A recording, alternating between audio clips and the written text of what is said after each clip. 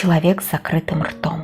Как-то на улице к одному мальчику подходит дяденька и спрашивает: «Мальчик, хочешь конфеты?» «Я не люблю конфеты». «А что ты любишь?»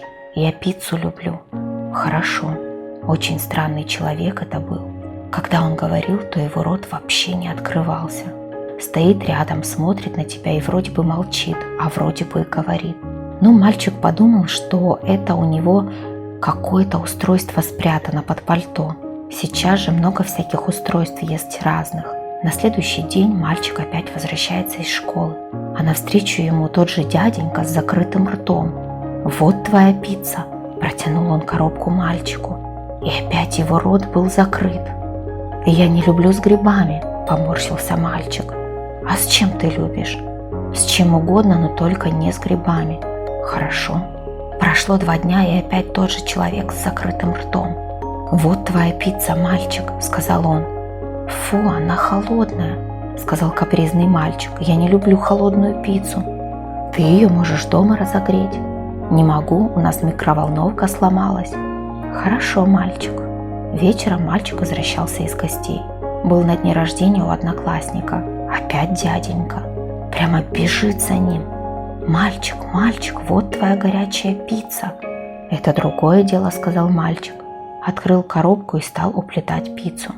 «Приятного аппетита», – почему-то злорадно сказал дяденька. Пицца была очень вкусной.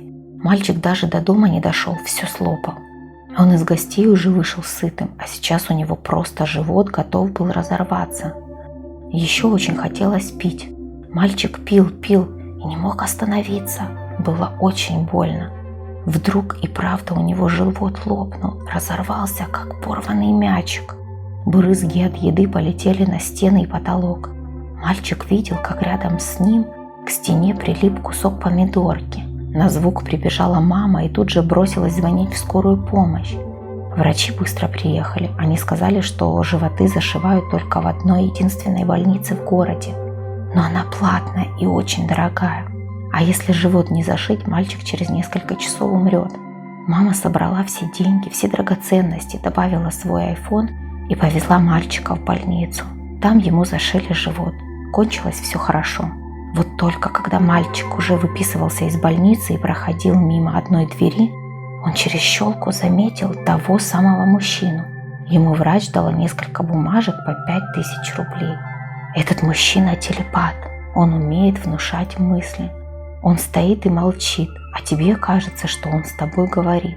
Его специально наняли, чтобы он пичкал детей конфетами или другими вкусняшками.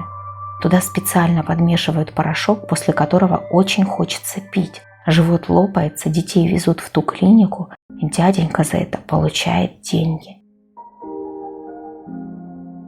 Пьяный отец. Жил один мальчик по имени Кирилл.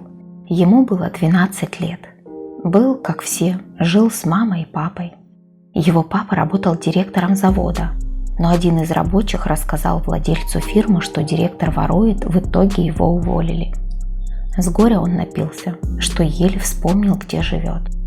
После он пришел домой пьяный, а в это время Кирилл спал, но проснулся от криков на кухне. Это мама ругалась с отцом. Кирилл тихо подсматривал за всем происходящим, но вдруг отец залез в шкаф и достал оттуда топор. Мама плакала и просила не убивать ее, но он, не слушая и с улыбкой на лице, замахнулся и разрубил ее голову пополам. А Кирилл все видел. У него потекли слезы, и он побежал в свою комнату, спрятался под матрас, а отец смеялся и звал Кирилла. Но Кирилл не выходил, и в итоге папа разозлился на него и стал его искать. В это время Кирилл набирал номер полиции, и вдруг папа зашел в его комнату и злым голосом звал его. Но Кирилл не отвечал. Он тихо шептал полиции адрес, когда отец орал. И как только отец стал поднимать матрас, в дверь вломилась полиция. В итоге отца посадили на пожизненное, а Кирилла отдали тете.